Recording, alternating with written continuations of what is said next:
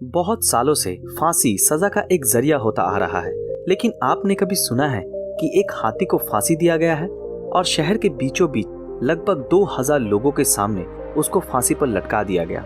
जी हाँ दोस्तों, आज हम बात करने वाले हैं ऐसे ही एक हाथी के बारे में, जिस कहानी को सुनकर आपकी आंखों में आंसू आ जाएगा। ये बात है अमेरिका के टेनिस शहर का, जहाँ पर 40 पार्क्स नाम का एक सर्कस कंपनी था, जिसमें मैरी नाम का एक एलिफेंट था जो वहाँ पर सर्कस दिखाता था। इस समय 40 पार्क्स अमेरिका का एक फेमस सर्कस कंपनी हुआ करता था। ये साल था 1916, जब सब कुछ बहुत ही अच्छे से चल रहा था और इस सर्कस का एक वर्ल्ड फेमस शो भी था जिसका नाम था स्पार्क्स, जिसको देखने के लिए बहुत सारे लोग भी आते थे और जिसके चलते 40 पार्क्स कंपनी बहुत सारा पैसा भी कमा रही थी।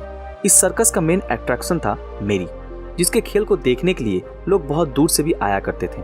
मेरी का वेट 5 टन होने के बावजूद भी वो बहुत ज्यादा उछल कूद और जोश के साथ सभी को सर्कस में खेल दिखाती थी और सभी को आनंद देती थी। उसका अपने केयरटेकर के साथ बहुत ही अच्छा तालमेल भी था, लेकिन एक दिन सर्कस के ओनर के साथ मेरी के केयरटेकर की कुछ प्रॉब्लम हो गई और वो सर्कस छोड़कर चला गया। जिसके बदले सर्कस कंपनी ने एक नया ट्रेनर, जिसका नाम रीड एल्डिक्रो था, उसको मेरी को ट्रेन करने और उसका देखभाल करने के लिए लेकर आए।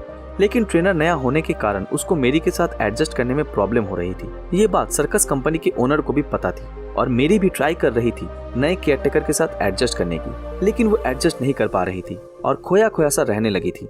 कैसे भी करके सर्कस में तो शो मैनेज हो रहा था, लेकिन एक दिन इस सर्कस का एक रोड शो था और जिसमें मैरी भी थी, जो इस शो का एक मेन अट्रैक्शन भी थी। उस दिन उसका केयरटेकर मेरी के ऊपर बैठा हुआ था और मेरी रोड पे चल रही थी।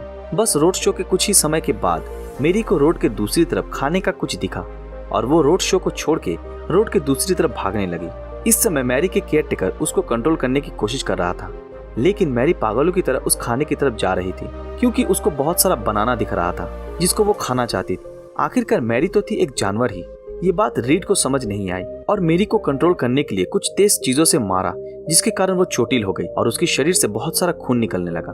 और इस चोट से मेरी को बहुत गुस्सा आया और मेरी ने अपने ऊपर बैठे रीड को एक झटके में नीचे जमीन में फेंक दिया और रीड के ऊपर पैरों से हमला कर दिया, जिसके कारण उसी समय रीड, जो मेरी का ट्रेनर था, उसकी मौत हो गई। मेरी के इस गुस्से के कारण वहाँ पर जो भी सर्कस देखने आए थे वो सब लोग भागने लगे।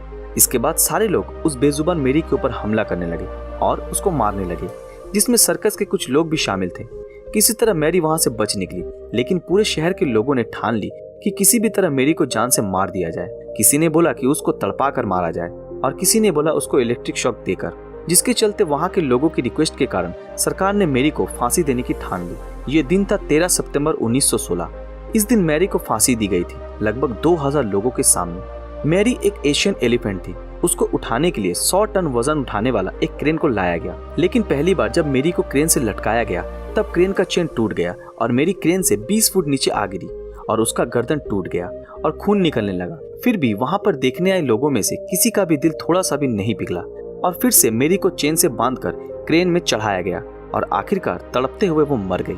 दोस्तों, मेरी एक बेजुबान जानवर थी और उस दिन उसको खाने पर रोका गया था और ना मानने पर उसको मारा भी गया था, जिसके कारण मेरी गुस्से में आकर रीड को मारा था और इस गुस्से के कारण उसको फांसी पर लटका दिया गया। उस दिन मेरी को मारा नहीं गया था, उस दिन इंसान की मानवता को मारा गया था।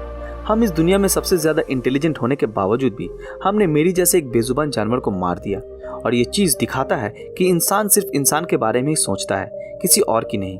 ये कहानी इंसान की क्रूरता को दर्शाता है। इसके बारे में आपका क्या ख्याल है, हमें कमेंट में जरूर बताएं। आज की हमारी ये वीडियो आप लोगों को कैसी लगी, हमें कमेंट में जरूर बताएं। अगर आप ऐसे ही और रोमांचक वीडियो देखना चाहते हो तो हमारे इस चैनल को सब्सक्राइब करके बेल आइकन ऑन कर दें। अगर ये वीडियो आप लोगों को अच्छा लगा तो इस वीडियो को लाइक, कमेंट और ज्यादा से ज्यादा शेयर जरूर करें। तो मिलते हैं आपके साथ अगले वीडियो में, तब तक के लिए अलविदा।